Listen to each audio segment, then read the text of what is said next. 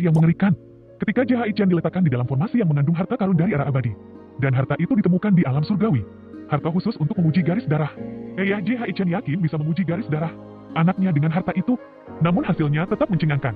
Ketika harta itu bersentuhan dengan Jihai Chen, harta itu bersinar menyilaukan. Namun itu hanya bertahan lebih lama dari harta sebelumnya. Dan harta itu juga hancur berkeping-keping. Namun bukan saja harta itu yang hancur. Bahkan formasinya juga ikut hancur. Dikarenakan tidak sanggup menanggung beban level garis darah Ji Chen. Ketika itu hancur, desa itu bergetar, bahkan getarannya sampai ke beberapa kerajaan, bahkan sampai kepada dinasti. Orang-orang yang berada di dinasti, semua saling pandang dengan kaget. Ada kejadian apa lagi ini? Kenapa hari ini begitu banyak fenomena aneh bermunculan? Long San adalah leluhur dinasti. Dia menatap ke langit dengan tatapan yang dalam dan bermartabat, sehingga orang-orang di belakangnya tidak ada yang berani mengeluarkan suara. Hanya suara angin yang sunyi dan detak jantung yang terdengar. Long Shi tolong maju ke depan. Lord Ancestor, Long Shi siap melaksanakan perintah. Long Shi adalah jenderal dinasti. Semua orang sudah mengetahui kekuatannya. Dia sangat kuat, bahkan mendapatkan julukan iblis medan perang. Ketika dia memasuki medan perang, darah akan terlihat di sepanjang jalan. Bahkan ketika pasukannya terkepung, dia bisa menunda 10.000 pasukan elit hanya dengan seorang diri. Long Shi tolong kamu selidiki di mana pusat getaran barusan. Aku curiga itu bukan gempa biasa. Lord Ancestor, apakah itu disebabkan oleh seseorang? Aku belum yakin. Namun aku berharap itu hanya fenomena alam, bukan disebabkan oleh seseorang. Namun jika itu disebabkan oleh seseorang, kamu harus menemukannya. Jika dia bukan musuh dinasti, bawalah ke istana. Kita akan merawatnya. Namun jika itu musuh dinasti, kamu harus menyingkirkannya. Aku tidak mau itu menjadi ancaman untuk dinasti kita. Namun jika itu adalah orang dinasti kita harus berteman dengannya. Jangan membuat musuh yang berpotensi bisa memusnahkan dinasti kita. Karena aku tidak percaya ada fenomena yang terus berlanjut dan berbeda dalam satu hari ini. Lord Ancestor yakinlah Long Shi akan menjalankan tugas ini dengan sebaik mungkin. Lalu Long Shi terbang ke langit dan menghilang. Kembali ke rumah Jihai Chen. Suami, apa yang terjadi? Muer, Chandra sungguh luar biasa. Bahkan dengan harta immortal dari alam surgawi, itu tetap tidak sanggup menahan garis darah Chandra. Ibu Ji Chen sangat gemetar karena bahagia, bahkan matanya terus memerah dan mengeluarkan air mata. Walaupun dia tidak tahu batas apa yang bisa diuji oleh harta immortal tentang garis keturunan anaknya. Suami, bolehkah aku bertanya? Mur, apa yang ingin kamu tanyakan? Suami, dari tadi kamu menyebutkan alam surgawi lagi dan lagi. Apa aku boleh tahu apakah ada alam surgawi? Aku kira apa? Tentu saja istriku. Mungkin untuk beberapa galaksi akan aneh ketika menyebutkan alam surgawi. Karena tidak banyak orang yang mengetahui alam surgawi. Jangankan untuk galaksimu yang telah lama menurun. Bahkan untuk galaksi satu surgawi yang dianggap salah satu galaksi terkuat pun tidak mengetahuinya. Aku akan memberitahumu beberapa informasi tentang struktur dunia. Yang paling umum, orang-orang ketahui hanya ada 9 galaksi. Setiap galaksi mengandung jutaan dunia. Itu yang mayoritas orang tahu, bukan hanya di galaksimu tapi hampir di setiap galaksi. Namun nyatanya itu salah. Jihai Tian, ayah Jihai Chen, menggelengkan kepalanya. Dia menatap ke langit dan mendesah. Ketika aku yakin aku adalah yang terkuat di dunia ini. Bahkan kultivasiku sudah melampaui leluhurku. Aku berkeliling dunia. Ketika aku sedang fokus untuk menaikkan kekuatanku, aku melihat ada riak di atas langit, dan aku mencoba fokus meneliti riak itu. Dan ternyata riak itu bukan riak biasa. Namun itu adalah sebuah pintu ke alam lain. Aku mencoba masuk. Aku kira itu hanya dunia terlarang biasa. Namun nyatanya aku salah. Itu bukan dunia terlarang. Tapi itu adalah alam lain atau bisa disebut galaksi lain. Karena di alam itu aku melihat jutaan dunia. Dan yang paling mengerikan di setiap dunia itu rata-rata kultivasinya yang paling rendah adalah Dewa Surgawi. Dan Dewa Surgawi hanyalah menjadi penjaga gerbang. Sedangkan di tempat kita Dewa Sejati sudah menjadi eksistensi teratas. Ketika kepala klanku menembus Dewa Abadi dan menjadi orang terkuat di dunia, orang-orang tidak tahu bahwa leluhurku sudah menembus Dewa Abadi Sejati. Dan aku sudah menembus Dewa Surgawi Puncak. Jika orang-orang tahu, mungkin setiap kepala klan pemimpin galaksi mereka semua akan bersujud terhadap klanku. Namun nyatanya di alam surgawi, Dewa Surgawi yang hebat itu hanya menjadi penjaga gerbang belakang. Dan aku bisa tahu bahwa itu adalah alam surgawi. Karena di pintu gerbang ada tulisan alam surgawi penguasa seluruh alam semesta. Dan setelah aku mendekat, aku bisa memasukinya. Karena kultivasiku lebih tinggi daripada penjaga gerbang. Penjaga gerbang tidak mempersulitku. Namun aku harus mengabdikan diri kepada penguasa dunia itu. Karena di alam surgawi pun masih banyak dunia dan tingkat yang berbeda-beda. Ketika aku masuk, aku diterima oleh pemimpin dunia itu, namun statusku hanya penjaga binatang peliharaan. Aku tidak bisa menolak. Karena pemimpin dunia itu sangat kuat, bahkan mungkin bisa membunuhku hanya dengan ludahnya. Aku tidak bisa melihat tingkat apa kultivasinya. Jadi aku hanya bisa menurut. Ketika aku menjadi penjaga binatang peliharaan, aku terus berkultivasi karena energi alam di sana benar-benar kaya sehingga tidak bisa dibandingkan dengan galaksi-galaksi tempat kita berada. Dan aku pun mendapat perhatian dan statusku meningkat karena kultivasiku maju dengan pesat. Aku menembus Dewa Agung dan terus menembus sampai Dewa yang diagungkan. Dan aku menjadi tetua di dunia itu. Karena di dunia itu hanya ada satu penguasa, tidak ada klan atau sakta, hanya satu penguasa.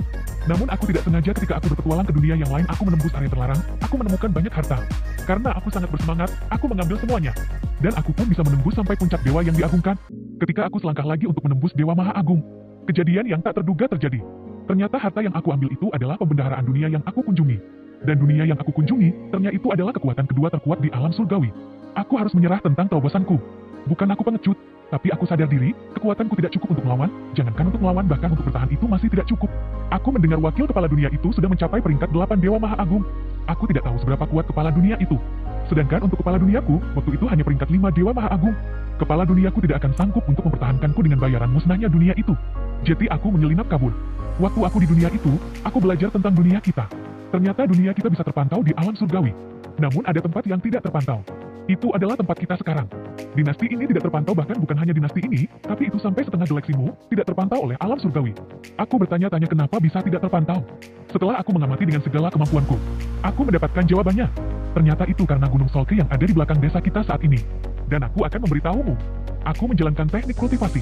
Bukan teknik yang diwariskan klanku, tapi teknik kultivasi yang kudapatkan dengan tidak sengaja di pinggiran gunung ini. Ketika aku menjalankan latihan pengalaman waktu aku remaja. Dan sampai sekarang aku masih menjalankan teknik kultivasi ini. Aku sempat bertanya-tanya kenapa aku bisa mendapatkan ketinggian saat ini hanya dengan teknik yang aku dapatkan di tempat yang terpencil ini. Setelah kita tinggal di tempat ini, aku terus mempelajari tentang kedalaman Gunung Solke. Namun semakin aku berusaha keras, semakin misteriusnya tempat ini. Aku belum mendapatkan hasilnya. Istriku, jadi kamu tahu sekarang bahwa ada alam di luar semua galaksi-galaksi kita. Itu alam para ahli sejati. Namun kamu tidak perlu khawatir ketika aku menyelinap kabur. Aku menggunakan salah satu harta tertinggi yang aku dapatkan di pembendaharaan dunia Dewa Alam Surgawi.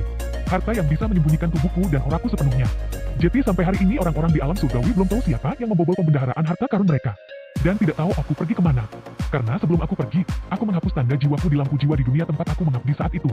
Jadi kamu tidak perlu khawatir dan memikirkan soal itu. Suamiku, aku tidak khawatir. Aku tidak akan menyesal bisa mati bersamamu. Dan aku tidak takut akan kematian. Dan aku percaya kamu tidak akan membiarkan hal itu terjadi. Ji Haitian, walau dia dianggap orang terkuat di dunia ini, tapi matanya memerah hampir meneteskan air mata karena mendengar ucapan istrinya. Dia membelai rambut istrinya sambil mengecup kening istrinya. Muar, terima kasih. Suamiku, setelah kita hidup bersama, aku baru tahu tingkat kultivasimu. Aku benar-benar merasa malu. Aku kira dengan tingkat kultivasiku sebagai tingkat 3 dari ranah dewa sejati, aku merasa bangga dan merasa pantas untukmu. Walau aku tahu kamu sangat kuat, aku mengira kamu adalah puncak dewa sejati. Namun setelah aku mengetahui kultivasimu sekarang, aku benar-benar merasa malu. Ternyata aku hanya katak di dasar sumur, yang tidak mengetahui luasnya dunia. Hah, perasaan ini sungguh tidak enak. Istriku, omong kosong apa yang kamu ucapkan? Aku mencintaimu tulus, tidak pernah aku memandang kultivasimu. Haha, mungkin aku adalah wanita paling beruntung di dunia ini yang bisa membuat dewa yang begitu kuat sangat mencintaiku. Sudahi bercandamu. Aku akan memberitahumu tentang tingkat-tingkat garis darah yang diwarisi.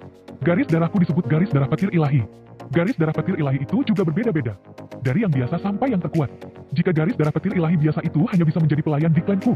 Jika tingkat menengah, itu bisa menjadi penjaga kebun tanaman roh atau penjaga binatang kendaraan. Jika tingkat atas itu bisa menjadi tetua klan atau instruktur pengajar dan itu bisa disebut jenius. Jika tingkat garis darah jenderal ilahi, itu bisa menjadi kepala klan. Karena yang mewarisi garis darah jenderal ilahi itu disebut jenius yang berani menantang surga. Dan disebut jenius iblis, karena bakat kultivasinya sangat mengerikan. Selain kuat, itu sangat cepat dalam pemahaman dan peningkatan kultivasi yang mengerikan. Jika garis darah Raja Suci itu lebih mengerikan dalam kultivasi. Di klanku yang mendapatkan garis darah jenderal ilahi itu ada 5 orang, itu sebabnya pemimpin-pemimpin galaksi sangat menghormati klanku. Jika klanku menyatakan yang kedua terkuat di galaksi yang kita tahu, tidak ada yang akan berani mengatakan kekuatan pertama terkuat di antara galaksi-galaksi. Jika itu pun tidak memasukkan galaksi alam surgawi. Sedangkan untuk tingkat Raja Suci, itu hanya aku seorang satu-satunya di klan. Itu pun sebelum garis keturunanku bermutasi. Karena ternyata garis darah bisa bermutasi setelah mendapatkan beberapa keadaan khusus. Dan setelah Raja Suci, itu tingkat Kaisar Suci. Setelah Kaisar Suci, itu tingkat Dewa Leluhur Suci. Aku mendapatkan pengetahuan itu di alam surgawi. Di alam surgawi pun itu sangat jarang tingkat Raja Suci. Sedangkan untuk tingkat Kaisar Suci itu hanya ada 1 orang, yaitu kepala seluruh alam surgawi. Mungkin sekarang garis darahnya sudah bermutasi. Karena garis darahku juga bisa bermutasi. Apalagi dia yang memanipulasi sumber darah alam surgawi. Sedangkan untuk harta pertama yang pecah itu hanya bisa menguji sampai garis darah Raja Suci, untuk harta kedua, itu bisa menguji sampai Dewa Leluhur Suci. Sedangkan untuk channel jangankan untuk mengetahui tingkat garis darahnya. Bahkan masih dalam proses pengujian pun harta itu sudah tidak sanggup untuk menanggungnya. Jadi aku tidak bisa mengetahui tingkat garis darah channel. Karena aku pun belum tahu tingkat apa di atas Dewa Leluhur Suci. Namun garis darah channel benar-benar luar biasa, bukan hanya garis darah petir ilahi. Tapi tubuh surgawi bulan yang diwarisi dari kamu istriku, namun bukan itu saja, bahkan channel mempunyai 4 dentian. 1 dentian garis darah petir ilahi. 1 dentian garis darah matahari suci. 1 dentian garis darah bintang-bintang suci. 1 dentian tubuh surgawi bulan. Ini benar-benar garis darah yang mengerikan. Mur, jadi kamu tahu sekarang betapa menakutkannya garis darah channel?